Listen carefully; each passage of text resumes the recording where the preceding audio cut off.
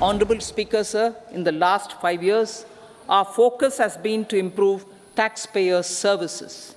The age-old jurisdiction-based assessment system was transformed with the introduction of faceless assessment and appeal, thereby imparting greater efficiency, transparency, and accountability.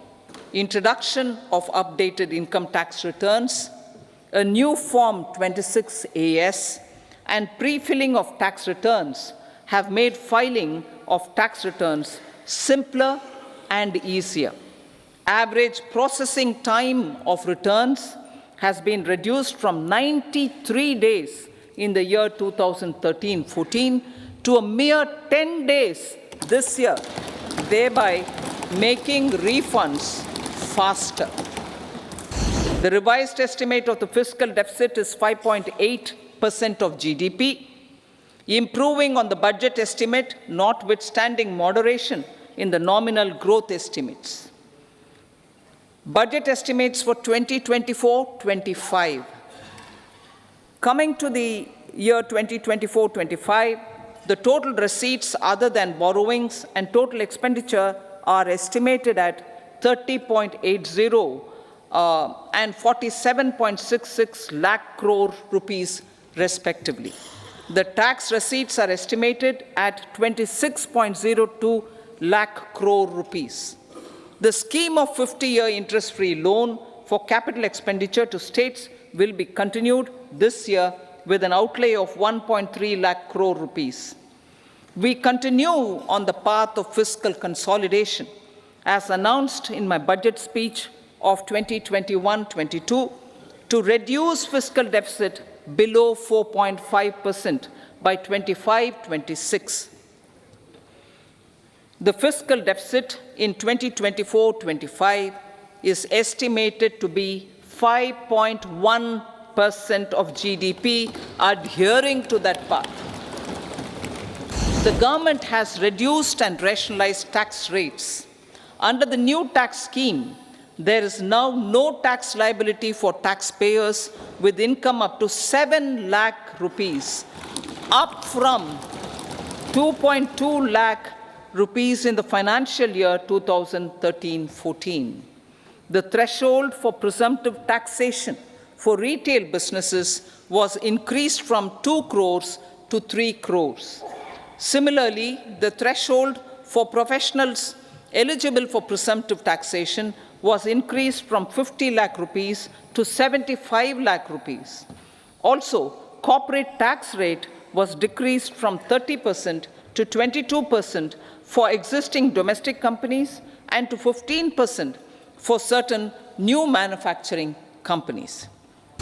As for tax proposals, in keeping with the convention, I do not propose to make any changes relating to taxation and propose to retain the same tax rates for direct and indirect taxes, including import duties. However, certain tax benefits to startups and investments made by sovereign wealth or pension funds, as also tax exemption on certain income of some IFSC units, are expiring on 31/3/2024.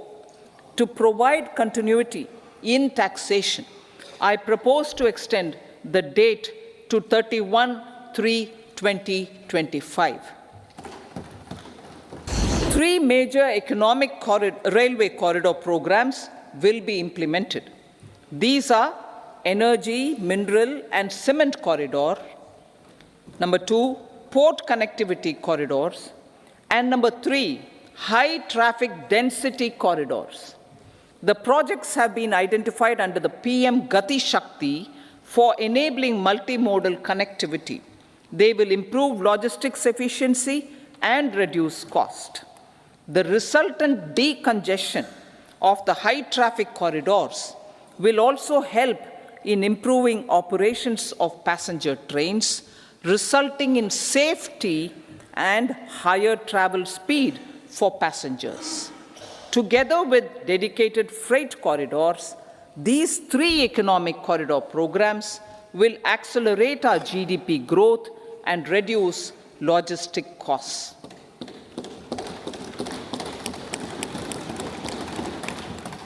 $40,000 normal rail bogies will be converted to Vande Bharat standards to enhance safety, convenience, and comfort of passengers. 83 lakh SHGs, 83 lakh SHGs with 9 crore women are transforming rural socio-economic landscape with empowerment and self-reliance. Honorable Speaker said, their success has assisted nearly 1 crore women to become Lakpati Didi already. They are an inspiration to others. Their achievements will be recognized through honoring them. Buoyed by the success, it has been decided to enhance the target for Lakpati Didi from 2 crores to 3 crores.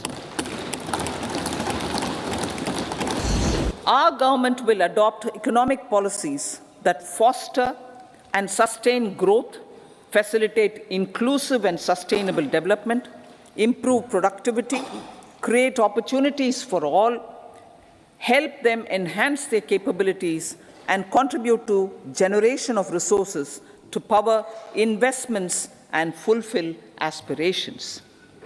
Guided by the principle, reform, perform, and transform, the government will take up next generation reforms and build consensus with the states and stakeholders for effective implementation.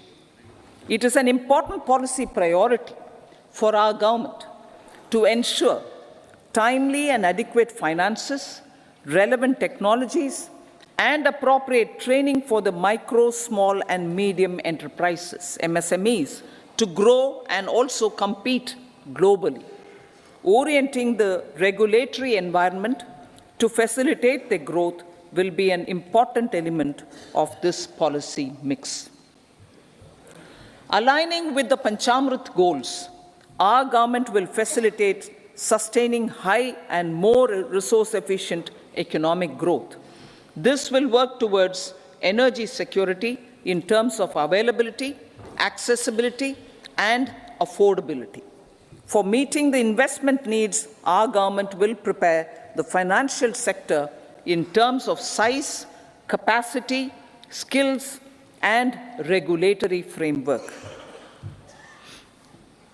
Aspirational Districts Program. Our government stands ready to assist the states in faster development of aspirational districts and blocks, including generation of ample economic opportunities. Development of the East.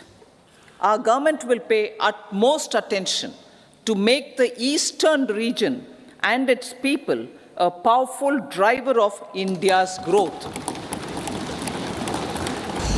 The country showed the way forward and built consensus on solutions for those global problems.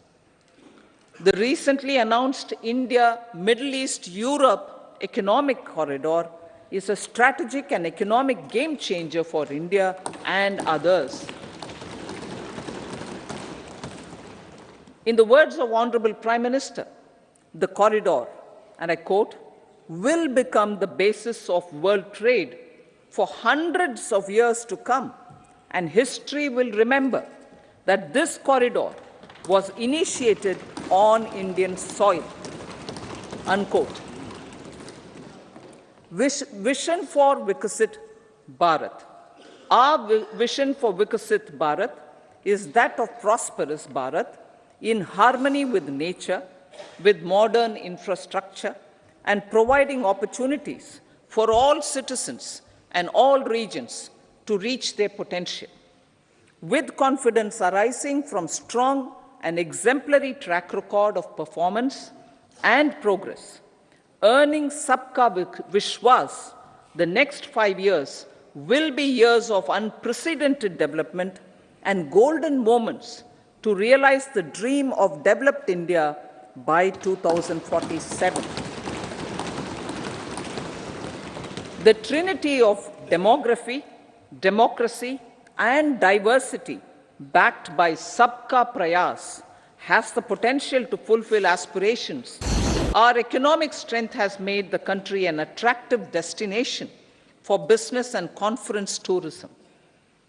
Our middle class also now aspires to travel and explore.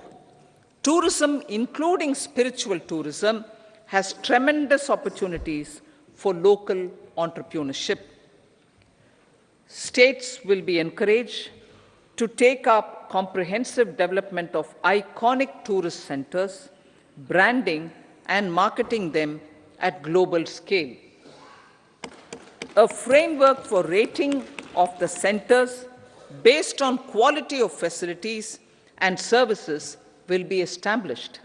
Long-term interest-free loans will be provided to states for financing such development on matching basis. To address the emerging fervor for domestic tourism, Honorable Speaker, sir, projects for port connectivity, tourism infrastructure, and amenities will be taken up on our islands, including Lakshadweep. This will help in generating employment also. Promoting investments. The FDI inflow during 2014 to 23 was $596 billion, marking a golden era. That is twice the inflow during 2005 to 14. For encouraging sustained foreign investment, we are negotiating bilateral investment treaties with our foreign partners in the spirit of First Develop India. FDI is First Develop India. Economy then and now. In 2014, when our government assumed the reins, the responsibility to mend the economy step by step and to put the governance systems in order was enormous. The need of the hour was to give hope to the people, to attract investments, and to build support for the much-needed reforms. The government did that successfully, following our strong belief of nation first. The crisis of those years has been overcome, and the economy has been put firmly on a high, sustainable growth path with all-round development. It is now appropriate to look at where we were then.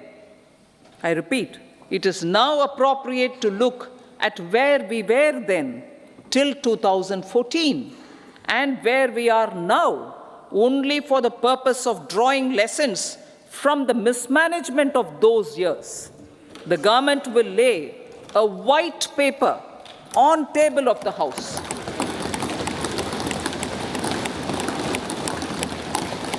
The exemplary track record of governance, development and performance, effective delivery and Jan Kalyan has given the government trust, confidence and blessings of the people to realize whatever it takes, the goal of Viksit Bharat, with good intentions, true dedication and hard work in the coming years and decades.